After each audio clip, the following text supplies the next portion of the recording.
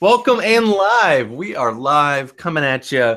It is Eastern Standard Time, 4:46 on beautiful sunny today, 87 degrees or something crazy here. Josh, how hot is it out in Houston? Out in Texas, I haven't been outside. Actually, I've been outside today. It's in the 80s. No big deal. Yeah. So it's a little muggy out our way, but not too bad. It rained a little bit. So yeah, but we're feeling good. There's been a lot of stuff happening in Techville, Techtown. So we've got a few things to talk about. We're gonna do a little bit of a quicker episode. What up, Will? Glad you could stop by. Cool stuff for you guys here today. But Josh, how are the videos going recently? You got a couple new things in too, right? Hey, I'm gonna be right now. I'm just using this as my main board. I need to get an expansion deck for my USB ports on my computer because I'm just using the one in the front on top. So I switch it out periodically. But this is the Cherry MX board 3.0, and it's made by Cherry, that company that makes keyboards and switches. So it is a red switched board, and it looks basic, but it actually has a lot of cool features to it. So it's gonna be nice to do a review of this and see what you all think. So and it has a removable cable. See what I did there? Oh. Yeah, I'm more of a strawberry kind of guy. So well, unfortunately, strawberries don't make keyboard switches, so you're going to be out of luck there. So you're just going to be smashing strawberries in your keyboard, and it's not going to end well. It's not going to end well. Jeremy, how are things going out in Maryland for you? Doing well. We are having a lot of fun and enjoying the nice warm weather here. Feels like it's still summer, even though it's technically fall. I know tomorrow's fall, but we got such a hot day today. Yeah, coming in hot. That's good stuff, though. But speaking of kind of this whole myriad of things that are happening, we have all kinds of phones that are released, and one of the things that I get asked, I don't know about you guys, is what should you decide to buy now that there's the Note 8, LG V30, Pixel XL2 that is coming out, the iPhone 10, iPhone 8, and then also Galaxy S8, S8 Plus, and then LG G6. There's a myriad of devices, and that's not even coming in to all the budget devices that are hitting the market so fast. But recently, this is something I just wanted to go over, is that get your checkbook out because they're $800 plus, a lot of them coming in at $1,000. I'm going to show some leaks on the Pixel 2 that didn't really get me too excited, and not because of how they look or what it's looking like, but the pricing. So we've all known that, it's probably going to be something like this, but we actually don't know if that's how the bezels are going to look yet. They're very careful not to show the front of the device, it seems. We do know it's not a dual camera system, so that'll be interesting with all the hype going around. But here's the thing that is interesting. The pricing. And so there's a $649 and $749 for the Pixel 2, the regular versions, and then the XLs are $849 and $949, and that's pushing right up there. I think that what Google had to do here was undercut the iPhone 10 and undercut the Note 8 a bit with the XL, and they're not doing it that much. I mean, obviously $849 is $150 cheaper than the 10 if you go for just the 64 gig model, but if you're anything like me, you would probably want the 128, and $949 is only $50 cheaper. It's not much, but if you are trying to go for the smaller version, $649, $749, that's not exorbitant. That's not crazy. So yeah, we'll see. Yeah, you're not going to get that micro SD slot. You're not getting a dual camera. So the thing you're really paying for here is the premium software experience that you're going to get. It's going to run most likely faster than any other Android device because it's going to not be, held down by bloatware. It's going to get a smooth experience overall. So we'll see. We'll kind of see what this clocks in at, you know, there's going to be these things that you could pay monthly for. You can pay up to $40 a month for 2 years if you want to for the 128 model. That's a good bit of a change you're throwing down here. But I like these color options. They've got like this kind of blue and then a black and a white. And I like the orange accent for the white. I think that looks fun. I love like bright color accents. So it'll be interesting to see kind of what they come out there. Here's the regular Pixel 2 and then the XL to the right there. So we'll really see. Yeah, ultimately two things that are make or break it is the camera and them having them in stock and if they're widespread and available to everyone. So what are your guys' thoughts on the current market between all of these flagships devices and what kind of is the best choice here? Do you guys have a winner of what you would kind of tell people to go for? Well, I think the Pixel 2 sounds a lot like, I mean, the number 2 is just 1 + 1, and 1 + 1 has a great flagship killer. So that's a lot cheaper than the Pixel 2. So just go with that on the Android front. But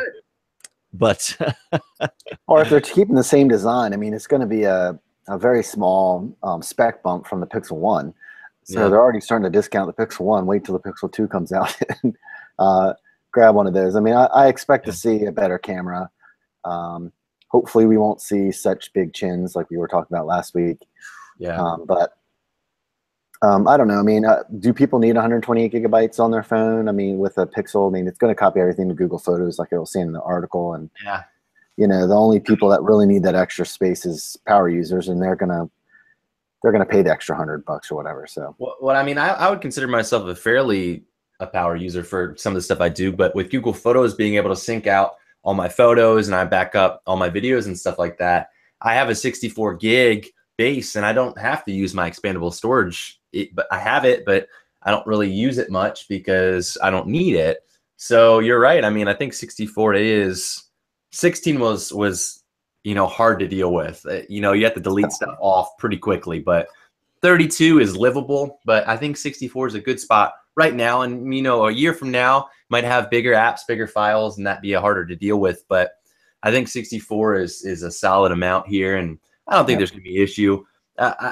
Talking about kind of the iterations here, it's kind of hard for me to tell people to buy $1,000 phone. I mean, with the Note 8, you can get the S8 Plus for probably $200 cheaper, maybe more if you get a deal. And you're going to lose out on the second camera, but you're going to get better battery life and you're going to get a couple things. So if you really need that second telephoto lens to get a little bit more zoom and you really need a stylus, okay, sure, maybe. But you're only getting a 0.1 inch bigger screen, a little bit brighter screen, and it has more RAM, so it'll be a little bit smoother. But is it worth an extra $200? That's hard to say. And the same thing. The screen is 1,200 nits, man. 1,200 nits, yeah. All the nits, all the time. The iPhone 10 is supposed to be 650 nits, so it's so we'll see. Hey, and I'm sure Samsung's like, we're only going to give you 650. Okay. They're like, I don't know if have you seen our nits lately? They're pretty incredible. All the grandmas working for Samsung, we're gonna get more nits for us. Oh my gosh. Well, it's pretty crazy. So, and then same thing with the iPhone 10 and iPhone 8. The iPhone 8 Plus, the cameras are exactly the same except for the optical image stabilization on the second lens, in that you have the optical image stabilization on both lenses for the 10. The real thing that you're paying for is you're paying for the display and the build quality, but you're losing a fingerprint sensor. So if that's something that, you know, some people really love and feel like they need a fingerprint sensor for that security. So I think there's going to be a decent bit of people that are going to forego the 10, especially with the concerns for battery life, and people are worried about how they're going to make the jump to OLED and if it's going to be a smooth transition for battery life or not. There's been some reports that are a little shaky. I don't have it. If somebody kidnaps you and point your face and opens your Right. makes you open your eyes and point your face to your phone and unlocks your phone. There's been a bunch of articles that were saying, like, you're no longer safe with police because they'll just take your phone and put it at your face, and they're gonna go through your stuff and find all your information. Like they're gonna give you a direct order and say, "Open your eyes now." Yeah, right. Or else we'll do it for you. Somebody was like, "Oh no, my girlfriend's gonna steal my phone and then unlock it." Like, if you're sleeping, they're not gonna do that. You can't do that. But it's crazy stuff. And so yeah, and then I don't know. The same thing with the V30. The V30 is a little cheaper, so that is nice.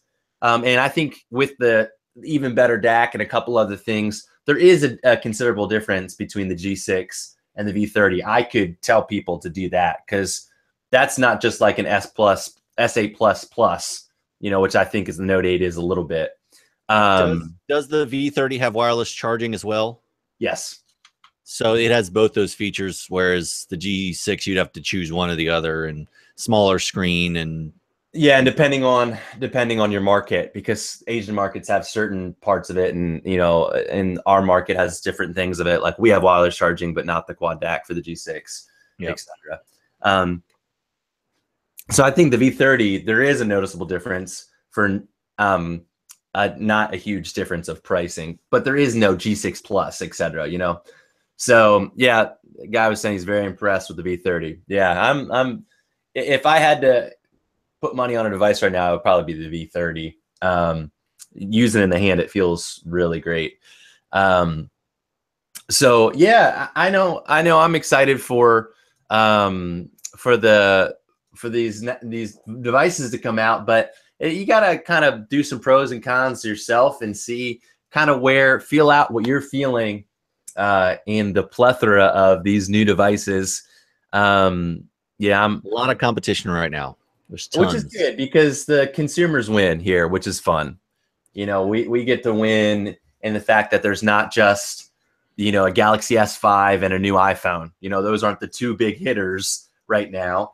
There's all these options, especially if you like bigger phones, and you get to play around with that. But moving right along here, speaking of some competition and people, the consumers winning, Josh, what is happening with AMD right now? Yes. So this is from PCperspective.com. Give me that perspective, though. Yes, I'm giving you the perspective. They have actually found some Geekbench benchmarks for the Ryzen 5 2500U APU with Vega graphics. So very cool. It's called AMD Mandolin, of all things, which is, I know, right? You must be from West Virginia.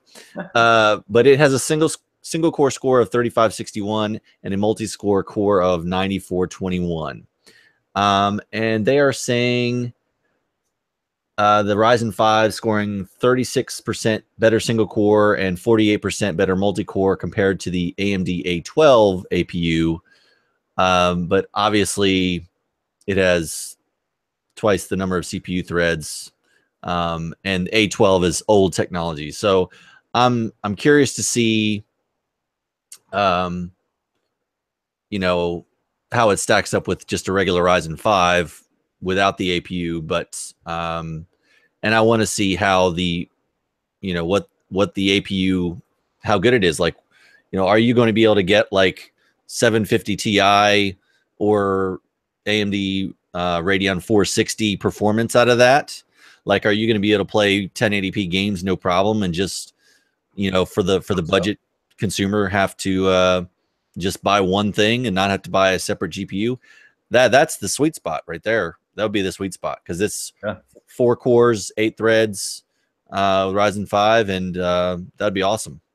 So yeah, that's always good to see this come out. Hopefully it comes out soon. As far as when it comes out, I don't think they've I think this is basically just a leak. So launching in the second half of 2017. So it should be here. This is in fact part of the second half. Exactly. So hopefully by Christmas. You never know. Yeah. At least we're seeing some benchmarks, and it's getting. So I would not buy a Ryzen 5 right now with this looming in the distance. Yeah. Unless you already have a nice GPU and you can get the Ryzen 5 for cheap or cheaper than you normally would get it. I would not do a system right now. But well, speaking of moving on and seeing things in the future, Amazon has some things looming on the future here. Jeremy, what are we looking at here? So I just saw this leak today. I think it's been out maybe a day or two, but Amazon's going to throw its hat in the smart glasses arena, and it's interesting. Yeah, exactly, John. Because looks so smart. Yeah, they're supposedly going to be not doing earphones or earbuds like the Glass did, but we'll be doing bone conduction. So you'll be able to hear. Let me get my window. You'll be able to hear through the actual induction, and potentially even share with the microphone to be able to talk to it. So it will be Alexa powered, just like the Echo and other speakers are. And they are talking about you should be able to hear it clearly because of bone induction. And what else did I was saying? No headphones required. Yeah, so it should be interesting. I mean, we know that Google Glass went to the enterprise and they started doing things. So for Amazon to come along with a smart glasses play seems kind of like a weird kind of thing to come out. Are they just so big that they have so many things in the, irons in the fire that they have to try before they okay, so Alphabet, Google was so big and they essentially failed at it. It's just Amazon sees something different. So, with augmented reality and some other things coming on some different phones and on Android and iOS, it'll be interesting to see if it actually works. Well, I don't think they're using a little display at all. I think they're just using it that you can talk to Alexa easily wearing a pair of glasses. So you don't think you think it'll be smart glasses with Alexa that just talks back to you and it won't necessarily be any kind of visuals? I mean, if they want people to buy this thing, I mean, it's got to be affordable. And if they're trying to do Google Glass stuff, that's not cheap. Yeah. So essentially it's going to be a microphone that maybe talks back to your phone, or because they're not going to put LTE in there. You don't think, do they? No, it says it's going to need to connect. It needs to be wirelessly connected to your smartphone to work. So yeah, it sounds like just an extension of your Alexa, just, hey, Alexa, order me some more toilet paper. Yeah. I mean, play this music. I think the way to, because that's a similar, like your smartwatch is an extension of your phone, or these glasses might be, instead of having to pull your phone out of your pocket to be that, you're like, hey Alexa, how far is it to home, or whatever. You can ask a quick question and it would give you a quick answer. So maybe that's kind of where they're going for, that it's just an extension, like an extra part. I think that'd be great if they could keep it like under 500, under 300, or maybe it just has a camera like Google. That would be cheap, like to do like the Snapchat glasses. Yeah, those are cheap. So have a camera, and you can say, hey Alexa, take a picture, and it's I think they're going to have them less than $160, because if you can buy like Apple AirPods and essentially do the same thing with Siri, and then the competitors, because they have other Bluetooth ones that do the exact same thing, where you say, hey Google, and have the Google Assistant in your ear, it's going to have to be $150 or $60 or less. So really, I mean, if they're just doing that, I mean, the bone induction is interesting. They have other products out there that does that. That's not that great. Glasses. So, I mean, but why glasses, Right. I mean, you have yours, Josh, for to be able to see, am I going to just have like no glass in the front just to have Alexa in my ears, Hey, mine are just for fashion. So, that's it. Just so I look smart. You know, and there is that. I mean, people I think bought Google Glass because they thought it made them look smart, and Nope. plus it had this cool like Geordie LaForge thing on there.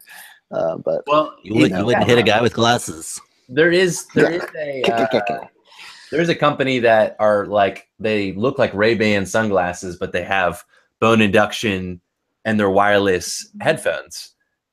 So they're bone induction glasses that are Bluetooth to your phone for music. And from the reviews I've seen, they're decent. Like, it doesn't sound as full, and bone induction is never going to be like a full over the ear experience or full even in-ear experience. It's still going to be a little hollow. You know, it's still going to be not the best, but I mean, who knows? Maybe they'll make leaps and bounds that if, you know, somebody can do it, it's probably R&D with Amazon or Google that's going to be able to do that type of thing. So I don't know. It's interesting. I'm cautiously optimistic for that type of thing. I don't think it's bad to have more smart technology, and you know, if that works for somebody and that really is something good. And I'm sure if they could get prescription glasses and have it ready. Another thing is those things, like, how long is that battery life going to last? Is that going to be, are you going to charge your glasses every day that you wear every day? Like, you take them off and put them. That's the idea. Hey, I can put it on my wireless charging tampon. And, it's gonna be great. So there's a company called Zungle to get a charger. What was that, Jeremy? Yeah. There's a product called Zungle that I'm looking at, and it's bone induction sunglasses. They have replaceable lenses. They're waterproof. It says it'll last up to 100 hours standby and 4 hours of playtime, which isn't horrible. And it'll charge. It takes less than an hour to charge by micro USB. So, I think that's the same company that I was talking about. we're thinking of. Hey, Yeah. guess what their model name is? What's that? Panther. The Zungle Panther. Nice. Wow. Jungle. Hey, they look cool though. Crazy. They look cool. I mean, Yeah, I mean, they're only 120 bucks. You could pre-order them right now. Yeah, not vaporware. I mean, technically, you could have somehow make it so that you could, when you talk to it, I guess it could listen. I think it's just headphones, though, no microphone. So that's going to be the differentiator, I guess, for And they don't look obnoxious. Like, they're not super thick. You wouldn't notice a big deal, like, unless you're right up talking to someone. Yeah, it has touch on the side. I mean, you know, you can go forward and back with the playlist. So that's cool. So if Amazon follows something like that, it's going to be pretty good. Mm-hmm. Yeah, it says phone calls with built-in mic, so it does have a mic. Wow. Noise canceling microphone. With the Zungle Panther, you can easily have phone calls with quality sound when riding or running. Zungle, if you're listening, you know, you could just sponsor all three of us. I will do a review video so fast, Zungle. Just gotta get a Panther on. Touchpad control. Yeah. Oh, so there's no wireless charging. It has a hidden USB port on the bend of the arm of. Which is a smart idea. Yeah. So it's like in the end where it meets at the hinge. The one end of the hinge is where you put a micro USB in there. So interesting. It's not USB-C. I don't want it. Just kidding. Well, cool. Lastly, the last thing that kind of hit the market yesterday and today is that they have Google wants to buy HTC for $1.1 billion. This will be the last thing we're wrapping up here with. Any thoughts, Josh and Jeremy, on this? This looks really interesting. This is 5 things to know. They haven't bought them. They're kind of splitting half of the company, basically. Part of them are going to be developing with Google, and then the other part are going to still be developing HTC phones.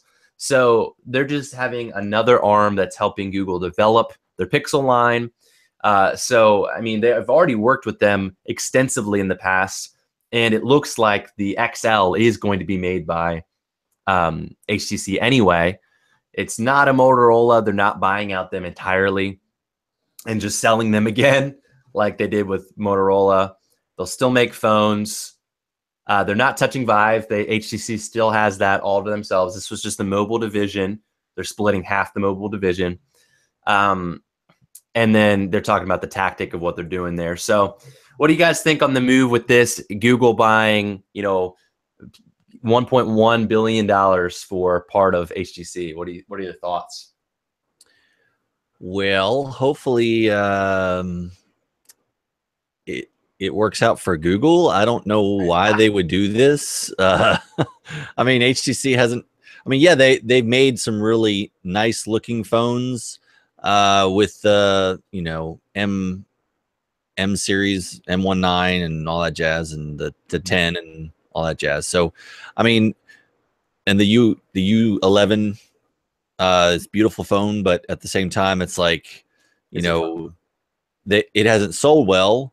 So the pedigree, maybe this will give them more credibility. And if they start making phones with Google, are they just going to buy people are just going to buy the ones from Google instead of HTC? I don't know, but yeah, apparently it's just, they're retaining a bunch of people from their product development team and all that kind of stuff. And so hopefully it'll give Google some. Says it's about 2,000 employees that will be affected by this. That's a lot. Yeah, that would be my first thought, is that it's a talent and patent play. So they're probably needing, if they want to build their own handsets and not have to rely on third parties to make weird things. And, if they had control of the whole entire pipeline, like a Samsung or an Apple or somebody, they might not have had the top and the bottom chins, They might not have had the first Pixel to look like it does. And, I'm sure they want more control over that pipeline and of what happens in leaks and different things. So I think it's a good move for Google moving forward. I think 1.1 billion is probably a steal for all the stuff they're getting from it. Yeah. I just hope that HTC doesn't become another Motorola Mobile where Lenovo or somebody comes in and sweeps them up and kills them. Yeah. They just get the patents and goes along. That's what they were saying, is that this is a way for Google to start producing more hardware to more closely integrate their software and hardware systems, so that the Google Assistant, that all of their software and hardware is working flawlessly, and then they have less time to produce things, like they're able to push it out faster. So I see this as a good play, but I hopefully think, that they're not killing off HTC, that it's just a help with integration, like you said, with software, with that hardware to help them move things forward. But you guys have any other final thoughts on that? I think it'll be interesting to see how it plays out. Yeah, I just hope it works out. I really hope it works out, because it's a big. 1.1 billion is a drop in the bucket for HTC, but not HTC, Google. But that's a lot of money for HTC. So hopefully HTC can capitalize on that cash and basically revitalize their phone division and come up with some good stuff for themselves, so they stay relevant. They spun off their VR division, so if anything happens to their phone stuff, their VR is still working, which is good, because I want updates for my Vive, Vive is still good. But yeah, so. Yeah, well, and they're supposed to have, there's a new Google Home that's smaller. It's $50. It's like a mini speaker, like this big, that kind of combat the echo. So there's more hardware coming out in October for this launch, October 4th. So be expecting more hardware, more things. And then now with the new division of mobile, there's probably going to be some more devices in the future. So I'm excited to see that. Josh, you got anything? You already said you got some reviews coming out soon. Yes, some keyboard reviews coming out. I need to just get back on the Surface train and start pumping out some more game stuff. I bought some stuff from the Humble Bundle. Actually, if you're into horror games, the Outlast, the deluxe edition, is free today on the Humble Bundle for another day. So get on that, guys. And but yeah, we are gonna get back in action and make it happen. Joshua 14 on the YouTubes. So. Yep, all the links down below. Jeremy, got anything you want to tell people about before you head out? Just getting some new stuff out. Oh, Oh man, they're stealing his Wi-Fi. We might have lost him. I'll talk for him here. They have some Facebook Live stuff that they're working on, some YouTube videos. They're going to move some of those live videos over. He has people in and out the office right now, and they have some meetings, so he might have to pop out there. But we were finishing out for the day, and just was trying to get his last thoughts there. But hey, guys, down in the description, check out Josh's channel, Joshua14. Jeremy has his Omni Tech Pro channel.